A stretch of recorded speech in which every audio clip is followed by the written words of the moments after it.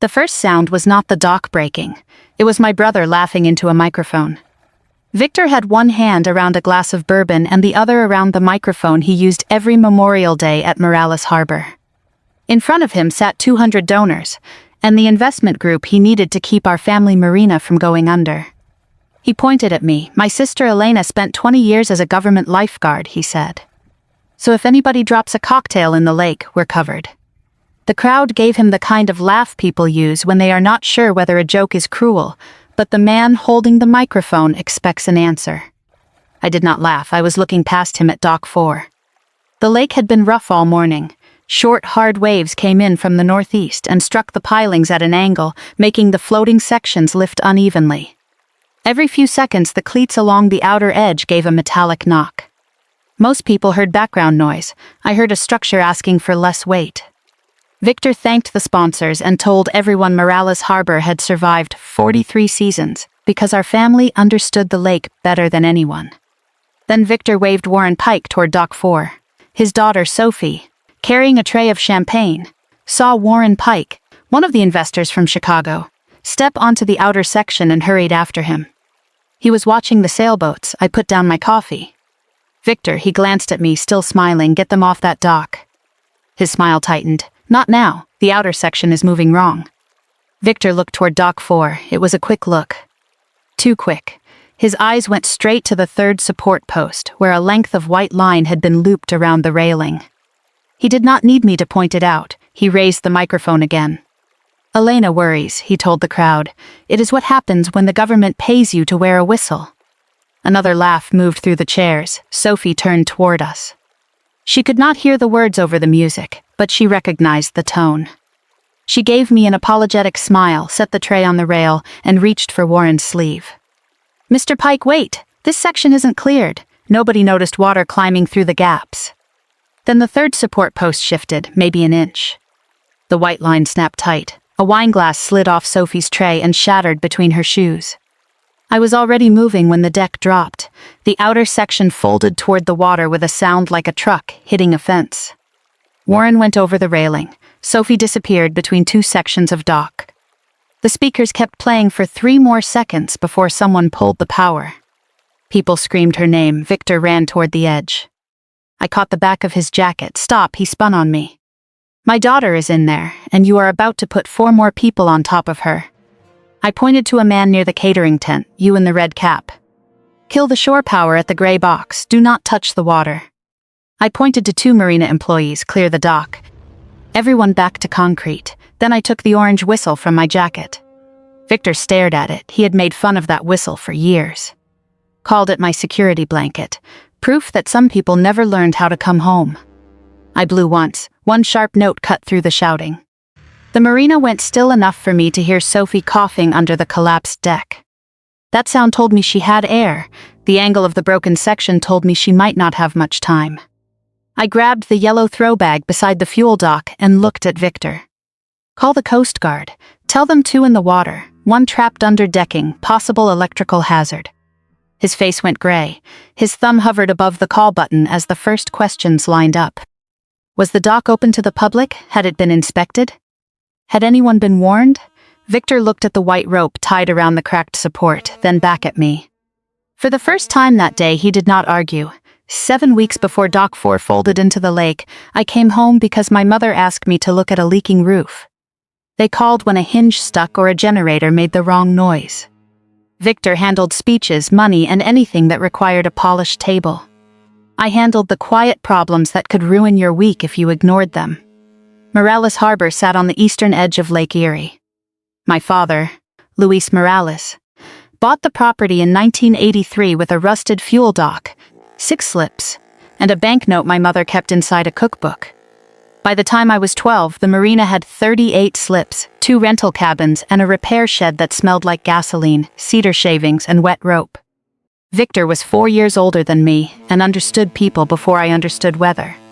He could sell a winterized boat in March. I could hear a bilge pump cycling from across the yard and tell you something was wrong. My father liked both talents, but he praised them differently.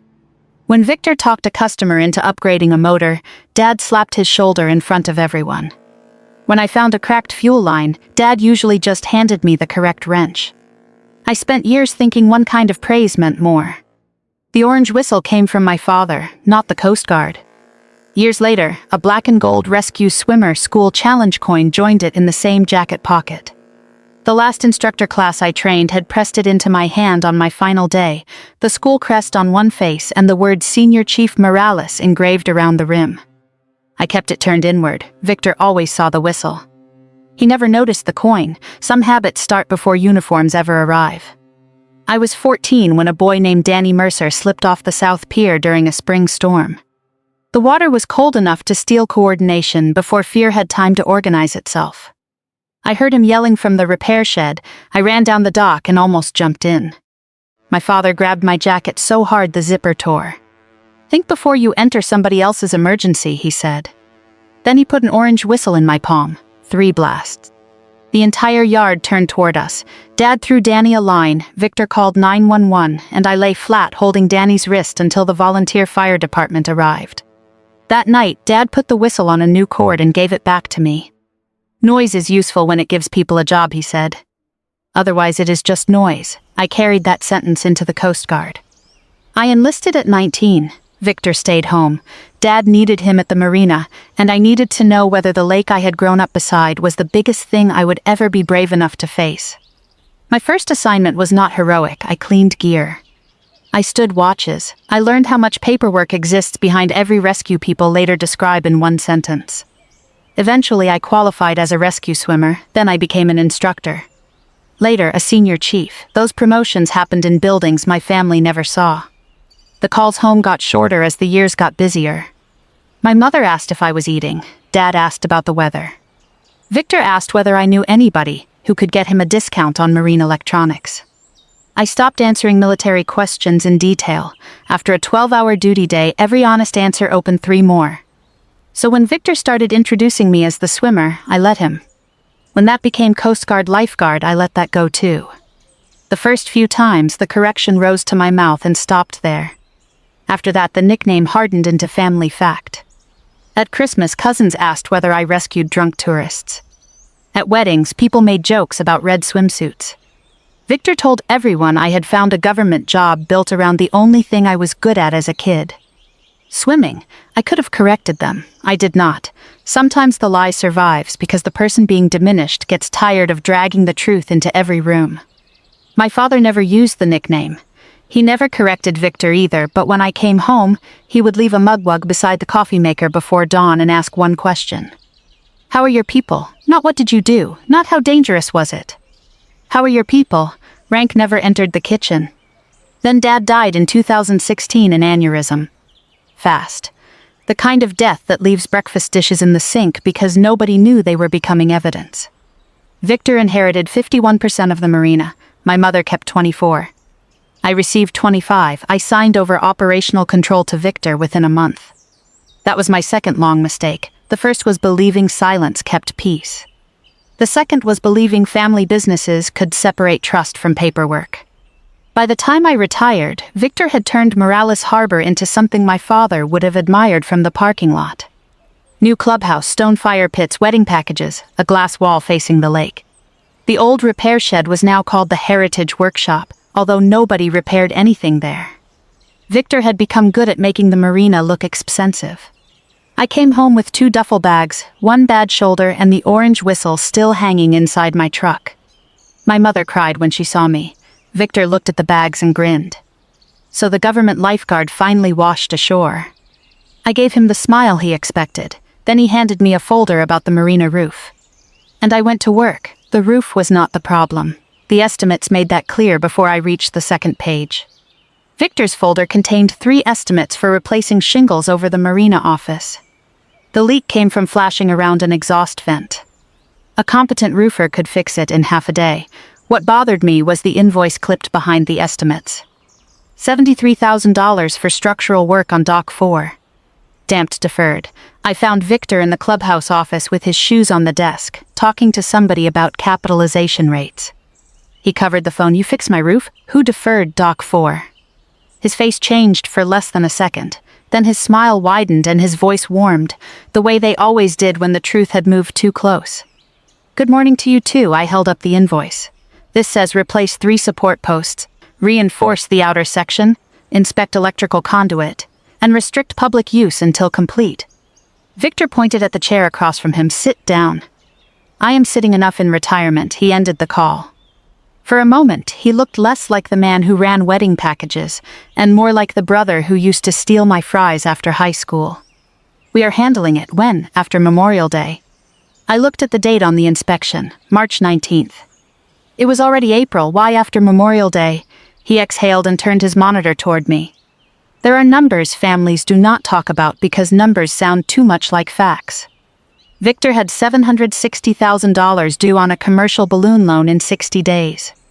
The marina had borrowed heavily during the expansion. The new clubhouse, rental cabins, stone patio, and glass wall had all been financed during years when Victor believed summer revenue would keep climbing. Then 2 bad seasons arrived. One summer brought algae warnings that emptied the slips for weeks. The next brought storms that canceled wedding weekends and damaged the fuel dock. Victor covered payroll with a line of credit, then covered the line with another loan. Now an investment group from Chicago was considering buying 40% of the marina. Memorial Day was their final visit. "They see a closed dock," Victor said. "They see deferred maintenance." "You have deferred maintenance. They see it before the deal, they cut the valuation. We lose the refinance, the bank takes the property." He leaned forward. "Mom loses her house too." My fingers stopped on the edge of the invoice. My mother's cottage sat on the north edge of the property. She had lived there since my father died. Why is her house tied to this? Victor rubbed his forehead. "Dad used the whole parcel as collateral years ago. I refinanced under the same structure. Does Mom know?" "She knows business has been tight. That was not my question." His jaw tightened. There it was, the old family geometry. Victor made decisions. I discovered them. Then everybody waited to see whether I would turn discovery into conflict. I set the invoice on his desk. "Close dock 4, Elena. Close it until the repairs are finished. I have engineers telling me it can make it through the holiday." "Then where's their report?" Silence. Victor looked toward the window. Sophie was outside carrying flower boxes toward the patio. She was 23 and home from graduate school for the summer. Victor watched her for a few seconds. When he spoke again, his voice had lost its performance. "If this deal fails, I lose everything Dad built." My hand stayed on the chair. Victor kept watching Sophie through the window. He did not look at the balance sheet again. Victor had stayed when I left. He had worked beside our father through winters when ice split pilings. He missed vacations and Sophie's school plays. He put his marriage second until his wife finally put herself first and moved to Arizona. Somewhere along the way, keeping the marina alive stopped being Victor's responsibility and became his proof that staying had made him the better child. I had my service, he had the harbor. Neither of us said that out loud. 7 weeks, he said. The work starts 7 weeks from now. I already have the contractor scheduled. Memorial Day is before that. I know how calendars work. Then restrict the outer section. I will today. He gave me the impatient smile he had used since we were teenagers. Yes, senior lifeguard, I should have pushed harder. That is easy to say after wood breaks. I treated the warning as if my responsibility ended at his inbox. I walked dock 4 myself that afternoon. The 3rd support post showed movement at the waterline. Not dramatic enough, I photographed it. I sent the pictures to Victor. Then I sent them to myself. The copy sat in my sent folder with its timestamp. At the far end, Sophie sat with a clipboard, planning Memorial Day tables. She saw the whistle hanging from my jacket zipper. "You still carry that thing, apparently. Dad says you used to terrify tourists with it. Your father believes volume is a substitute for historical accuracy." She laughed. Then she looked toward the clubhouse. "He has been weird lately." "Weird how?" "Sleeping here. Taking calls outside. Getting mad when I ask about money." I looked back at dock 4. "Do me a favor." "Sure. Until I tell you otherwise, stay off this section." She studied my face. Unlike her father, Sophie had always known when a joke had expired. "Okay," she said. Then she stood, tucked the clipboard under her arm, and stepped back onto concrete. I watched her walk away alone. 7 weeks later, she would step onto dock 4 again to pull someone else back. And by then, somebody had removed the warning chain. By Memorial Day, Victor had made dock 4 look safe. The warning chain was gone. Fresh, white rope wrapped the cracked support post. Somebody had replaced 2 deck boards near the outer rail, and the whole section had been pressure washed until the gray wood looked almost silver. If you did not know what to look for, it looked repaired. I arrived at 6:30 that morning. Before the caterers, before the investors, before Victor had changed into the navy blazer he wore whenever he wanted the marina to look less like a family business and more like an asset. The lake was already pushing from the northeast. I walked straight to Dock 4. The 3rd post moved under my hand, not much. Enough. You said you were closing this section. Victor's voice came from behind me. I said I was handling it. He carried 2 coffees and handed me one like we were discussing weather. Where is the warning chain storage? Put it back. No, the word came out calm. He took a sip of coffee. Victor stepped beside me and looked toward the clubhouse. Workers set white tablecloths under the tent while Sophie directed flowers. The Pike Group is here at 11, he said. They want to see capacity. They want to see events. They want to see a business that works.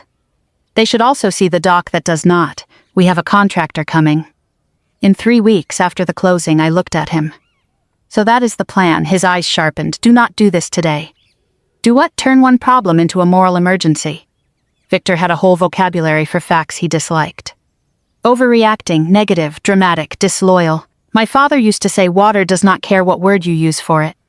If it is rising, it is rising. I pointed at the post. This is not a family argument. It is load, movement, and time.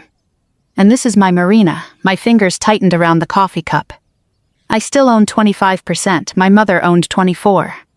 But Victor had said my marina for so long that even I sometimes forgot the paperwork disagreed. Victor's eyes dropped to my hand. His voice softened. Elena, please, one day, let me get through one day. He held his coffee between us as if one quiet day could keep the consequences from reaching shore. I should have walked to the harbor office and shut the section down myself. Instead, I made a compromise. I told 2 employees not to seat anyone beyond the 2nd piling. I moved 3 cocktail tables back onto concrete. I told Sophie again to stay off the outer section. Then I let the day begin. By noon, the marina looked like one of Victor's brochures. Blue water, white tents, flags along the rail. A jazz trio played near the fuel dock while donors ate smoked salmon and tiny pieces of steak.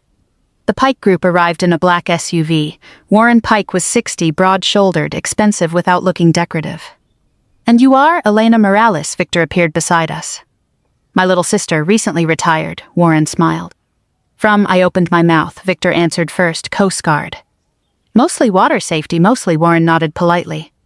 Important work, it kept her tan, Victor said. He laughed. Warren did not. One corner of my mouth moved. Sophie appeared and pulled Victor away to solve a catering problem. Warren watched him go. Your brother talks when he is nervous. He talks when he is awake. Then he glanced toward Dock 4. My people said you added event capacity out there last season. Did they? He looked at me. Before he could ask another question, Victor called everyone toward the stage. The formal program began at 1. He thanked the veterans in attendance, the sponsors, the township board, the Pike Group, and our parents. Then he started telling the Morales family story, my father arriving with nothing, my mother keeping the books at the kitchen table, Victor working beside Dad every summer. Then me. He found me near the back of the tent, and Elena, he said, smiling, who escaped all this responsibility by joining the Coast Guard. A few relatives laughed. Victor kept going. My sister spent 20 years as a government lifeguard. So if anybody drops a cocktail in the lake, we are covered. More laughter. That was where the story you already know began. While everyone was looking at me, Warren Pike was looking at Victor. Not laughing, measuring. Then Victor waved Warren Pike toward Dock 4 to inspect the expanded event space. Sophie set her champagne tray on the rail and hurried after him only far enough to catch his sleeve. Mr. Pike, wait. This section isn't cleared. I told Victor to get them off. He made another joke. The post shifted, the glass broke. The dock folded. After I blew the whistle, people moved. Shore power went dead. Employees cleared the approach. Victor reached the Coast Guard dispatcher. Warren surfaced first, 10 yards out, bleeding from his forehead but moving. I threw him the yellow bag. Put the loop under your arms. Do not swim toward me, let them pull. 2 employees hauled him toward the seawall. Sophie was harder. I could hear her coughing under the broken section. I dropped flat on the intact dock and looked through a gap between boards. Sophie, Aunt Elena, I am right here, my leg is stuck.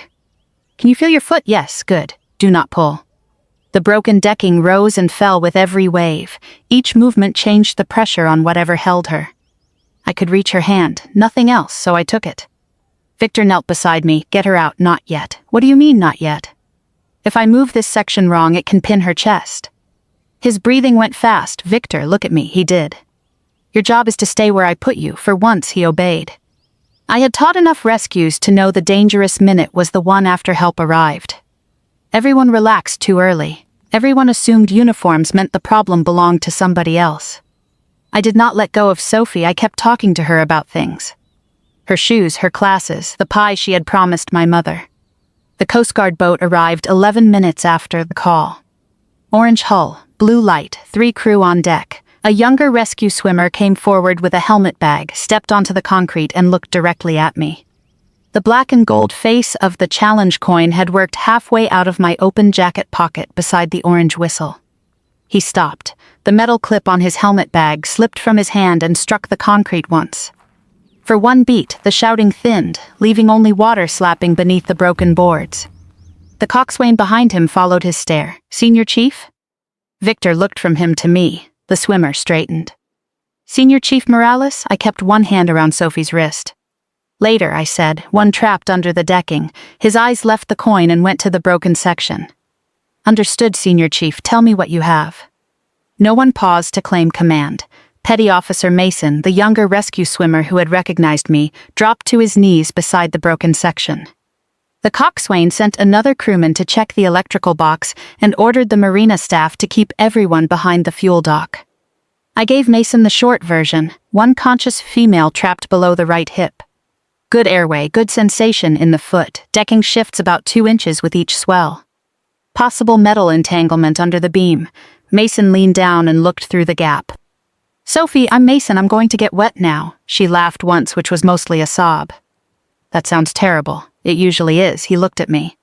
Senior Chief, keep her talking. Victor heard the title again. His mouth opened, but no joke came.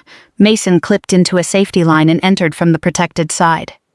Another crewman stabilized the floating section with a boat hook, while the coxswain called for the local fire department to bring lifting bags. I stayed where I was. People imagine rescue work as movement. A lot of it is waiting without letting panic make decisions for you. Sophie squeezed my hand so hard my knuckles went numb. Aunt Elena, I'm here, Dad said the dock was fixed. Victor closed his eyes. I did not look at him. Save your breath. Mason's voice came from below us. I found the leg. Her jeans are caught on a torn bracket. No crush injury that I can feel. Can you cut fabric? Working it. The lake lifted the dock. Sophie screamed. Victor lunged forward. I put my free hand against his chest. That is my kid. I know exactly who she is. He froze. His eyes moved from my hand against his chest to Mason beneath the decking, then to the coxswain holding the line. He stepped back. The fire department arrived with 2 inflatable lifting bags. The captain took one look at the geometry and asked Mason for the plan. Mason pointed toward me. Senior Chief Morales has the movement pattern. I'm working from her read. The captain glanced at my face. Then at the coin Morales, he pulled off one glove. Stationary years ago, his eyebrows went up. You ran cold water drills at Fairport. I yelled at people who ran cold water drills. He almost smiled. My first qualification board was yours. Victor was standing close enough to hear every word. So were Warren Pike and about half the donors. I never turned to see Victor's face. My palm was still locked around Sophie's wrist. Recognition could wait. The dock could not. Being seen had its time. Being useful had this one. The firefighters positioned the bags beneath the outer section. On Mason's count, they added air a little at a time. 1 inch, then another. The pressure came off Sophie's hip. Mason cut the fabric free. Clear. We lifted her through the gap. Victor made a sound I had never heard from him before. Not a word. Something smaller. He dropped to his knees beside Sophie while the medic checked her leg and wrapped her in a warming blanket. She had a deep cut along her thigh, heavy bruising, and what turned out to be a fractured ankle. Nothing worse. Warren needed 6 stitches above his eyebrow. Nobody died. Everything that followed fit behind those 2 words. The Coast Guard coxswain, Chief Petty Officer Aaron Bell, found me 20 minutes later near the ambulance. He had been a third-class petty officer when I last saw him. Now there was gray in his beard. He held out his hand. Senior Chief Morales, Chief Bell, you disappeared. I retired, that is not the same thing. Before I could answer, Mason joined us. He looked about 30, you probably don't remember me. That is usually how this conversation starts, Cape May instructor exchange. 2016, you taught the submerged cabin block. I looked at him again, a thin scar ran through his left eyebrow. Ramirez, he laughed. Mason, Ramirez threw up in the pool. That is right, Victor stood 10 feet away. For years I had let his version of my service stand. Now 2 active duty Coast Guardsmen were remembering lessons I had forgotten teaching. Warren Pike walked toward us with gauze taped over his eyebrow. Victor told us you did water safety. Chief Bell looked at him. She did, then he added. She also trained rescue swimmers and boat crews for more than a decade. Half the senior people around this district have been corrected by her at least once. Mason nodded, usually more than once. There was no salute. No dramatic formation, no one announced medals. Chief Bell said it as ordinary fact. Mason nodded as if confirming the weather. Victor looked from one uniform to the other, then down at the wet boards. Warren looked at me, then at him. Before anyone could speak, a white county truck pulled into the marina. A woman in a tan jacket stepped out carrying a hard case and a clipboard. Victor whispered something I could not hear. His shoulders dropped before the county seal on the truck door came fully into view. The harbor safety inspector walked straight to Dock 4. Her name was Dana Crowley. I knew that because I had seen it on the March inspection report in Victor's folder. She photographed the broken support, then she photographed the white rope. Then the empty hooks where the warning chain should have been. Victor approached her. This was a freak structural failure. Dana did not look up, no, one word flat, professional. She opened her case and removed a copy of the report. This section was restricted pending repair. Victor's eyes moved toward the donors. Dana followed his glance. Were members of the public directed onto this dock today? Victor's hesitation lasted 1 beat. Warren Pike took 1 step backward from him and kept the distance. The investment deal had become the smaller problem. Dana turned to me. You are Elena Morales. You sent photographs of this support 7 weeks ago?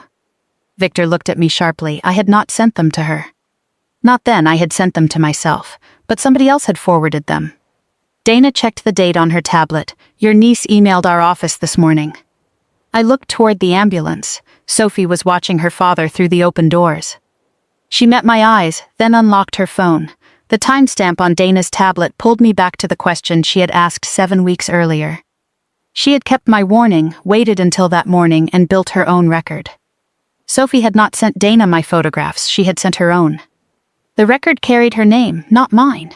From the ambulance with her ankle splinted and her hair still wet, my niece handed Dana her phone.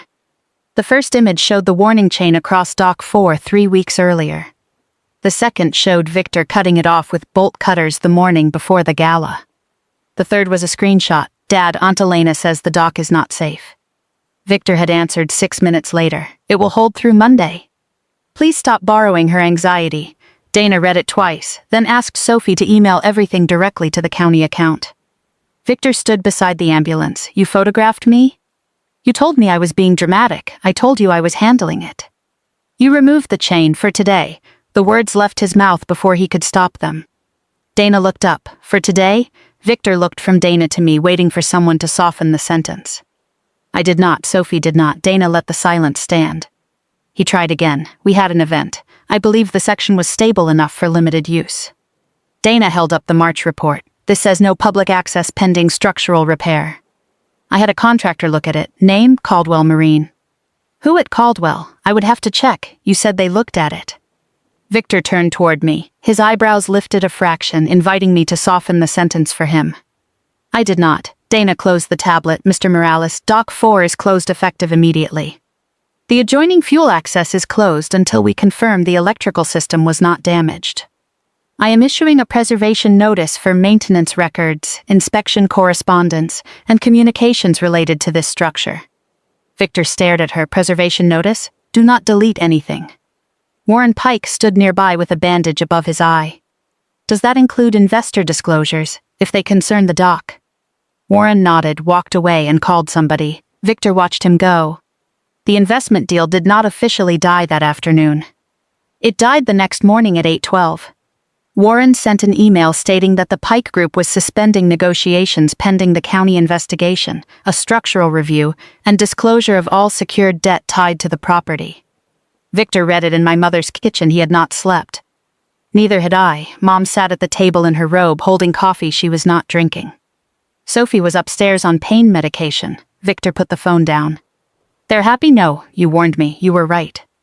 The deal is dead. You got your moment. My moment was holding your daughter's hand under a broken dock." He looked away. I had seen Victor raise his voice. I had seen him hide behind jokes. That morning, he checked the kitchen door, then the window, then lowered himself into the chair. He opened a drawer, took out a yellow envelope, and slid it toward my mother. Inside was a notice from the bank. The balloon payment was due in 37 days. Mom read 2 pages. Her face became still. "Why is my cottage listed here?" Victor sat down. "Mom, why is my house collateral?" "It is the same parcel. You told me the refinance was on the marina." "My house is on the marina property." She stared at him. My mother had spent 40 years keeping books. She read the parcel description twice. The full file had stayed in Victor's office because she had trusted him not to need it. Victor kept his eyes on the table. "How much?" $760,000. Mom closed her eyes. The refrigerator compressor turned on. Then Victor gave us the whole story. He kept his eyes on the yellow envelope. By then Dana's report, Warren's email, and Sophie's photographs had taken away every place left to hide. 2 years earlier, after the storm season, the marina had missed revenue targets by almost 30%. Victor borrowed against the property to cover repairs and payroll. The next summer was worse. He refinanced again. He expected wedding bookings to recover. They did not. Then his former wife filed for the final portion of their divorce settlement. $180,000, due by the end of summer. The Pike investment was not expansion money, it was rescue money. If the deal closed, Victor could pay the balloon note, settle the divorce obligation, repair the docks, and pretend the crisis had never existed. "If I closed Dock 4, he said, Pike would have cut the price." "So you opened it. I thought it would hold. That is not the same as thinking it was safe." His eyes hardened. "You think I wanted Sophie on that dock?" "No, then stop looking at me like I put her there." I waited. The refrigerator compressor ran through a full cycle before I answered. "You did not want her hurt. You wanted the deal more than you wanted to admit the risk." Victor stood. "That marina employed 23 people last summer." "I know, you left, I stayed. I carried Dad through cancer appointments. I carried Mom after he died. I carried that place while you were off collecting retirement." He counted each sacrifice aloud like entries in a ledger. I had left, he had stayed. In his column, every sacrifice counted double.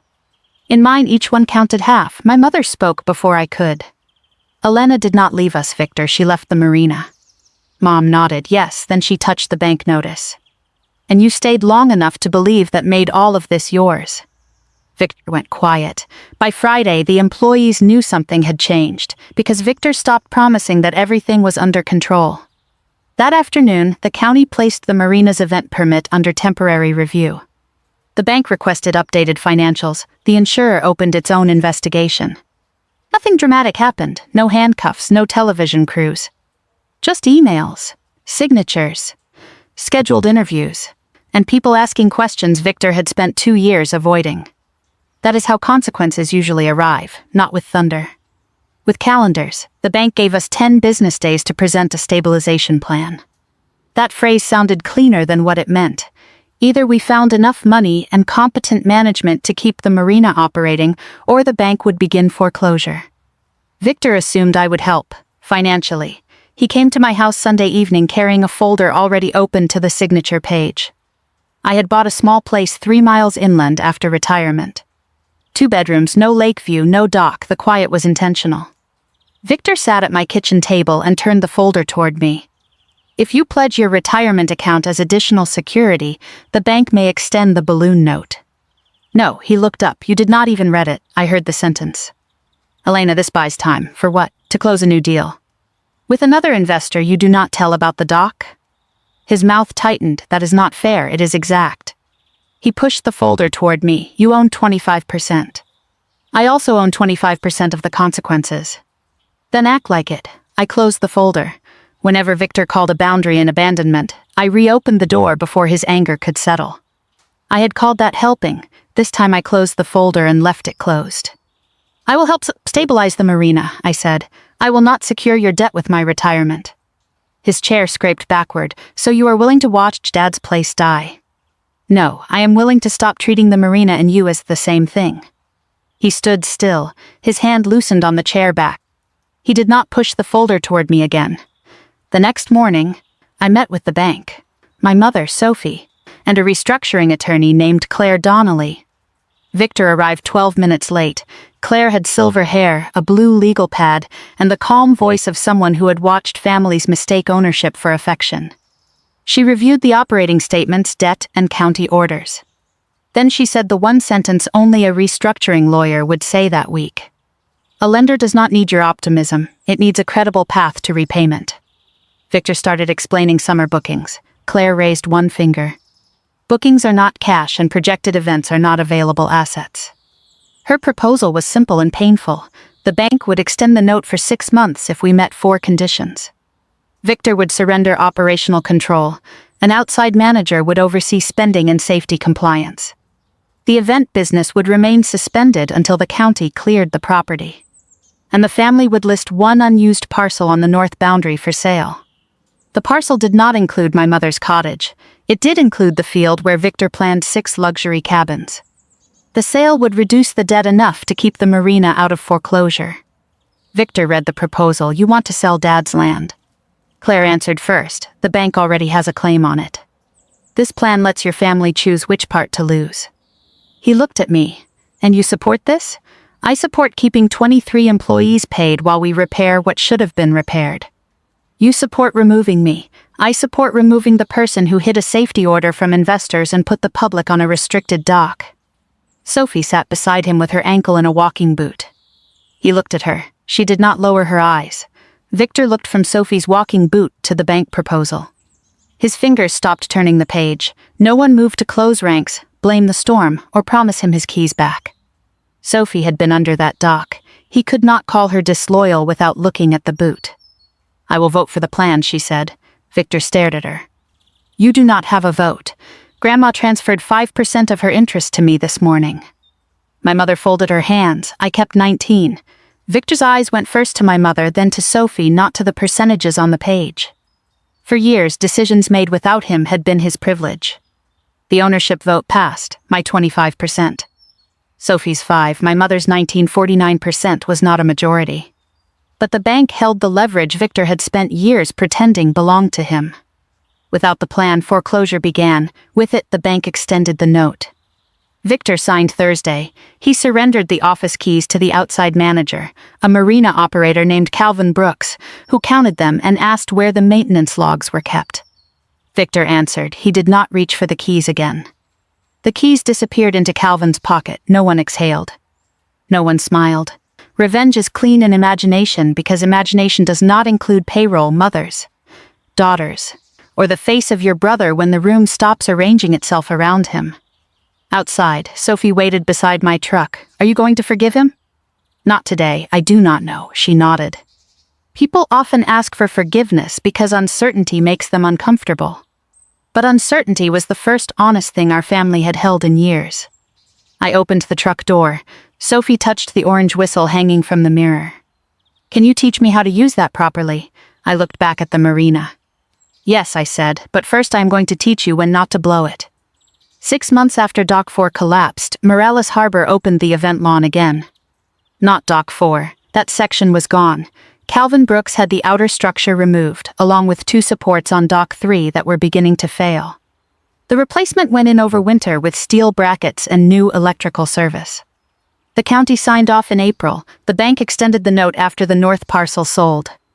We lost the field where Victor had planned 6 luxury cabins.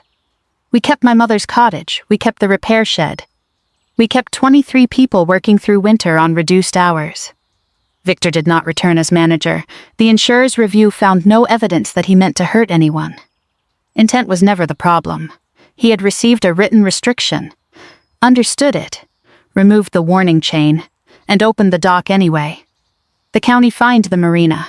Victor took a job at a marine supply company 30 miles west, selling pumps, fittings, and dock hardware.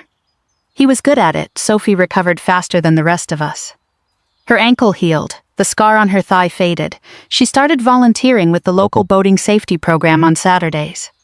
The first morning she taught children how to fit life jackets. She showed up at my house before sunrise. She held out her hand, borrowing the whistle. That sounds less like a request. You taught me confidence. I taught you procedure. Same family. I laughed and handed it over. At the marina, 12 children stood beside a rack of life jackets. Sophie held up the orange whistle. Who knows what this is for? Every hand went up. One boy shouted, emergencies. Sophie shook her head. It is for getting attention. What you do after that is what matters. I looked toward the lake. My father had been dead 10 years, and somehow he was standing there and a girl who had never heard him say those words. Sometimes the useful things survive the damage. Victor came to the marina that afternoon carrying the old warning chain. Rusty links, bent hook, the county tag still wired to one end. He placed it on the workbench. I found it in my garage. I kept thinking I should throw it away. Why didn't you? He rubbed his thumb over the cut link, because I knew exactly why I wanted to. The cut link stayed between his fingers after the words were out. This time no one had cornered him into them. I am sorry about Sophie, he said. I know, I am sorry about Mom's house. Then he looked at me. And I am sorry I made your life small because mine was here. A halyard tapped twice against a mast before I answered. He did not mention the Coast Guard. He did not call me Senior Chief.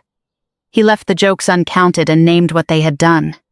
You stayed, I said. I left. We both paid for those choices. He nodded. I made staying mean I was better, and every time you came home, I needed you to be less impressive than whatever I had given up. That sounds expensive. It was. I did not forgive him that afternoon. But when he left, I walked him to his truck. The following spring, Morales Harbor held another Memorial Day event. Smaller, no investors, no stage, no microphone in Victor's hand. He came as a guest. Sophie ran the safety briefing. Before anyone stepped onto the new dock, she checked the life rings, pointed out the ladders, and showed everyone where the shore power disconnect was. Then she blew the orange whistle once. Everybody looked at her. She smiled. Good, now I know you can hear me. Later she handed it back. I closed her fingers around it. Keep it. Her eyes widened. Seriously? You know what it is for now. For years I thought my mistake was letting Victor call me a lifeguard. It was not. My mistake was believing silence and peace were the same thing. Silence can be generous. It can also become permission. The difference is whether someone else is paying the price for it. I still do not correct every person who misunderstands me. I do not carry my service record into rooms, but when someone's safety, dignity, or future depends on the truth, I speak sooner now. That is what changed, not my brother, not the marina. Me. My father gave me a whistle because he wanted me to understand that noise should have a purpose. It took me most of my life to understand the other half. So should silence. You can love a place without surrendering your judgment to the person who never left it. You can love your family without helping them hide from consequences. Sometimes the most useful thing you save is not the business, the building, or even the relationship. Sometimes you save the line nobody is allowed to cross again. Sophie still has the whistle. I hear it some Saturdays when the wind carries sound inland from the harbor. One sharp note, then people moving with purpose, that is enough for me. If this story made you think of someone whose silence has been mistaken for weakness, share it with them. In the end, the broken dock became the first honest foundation our family had built in years.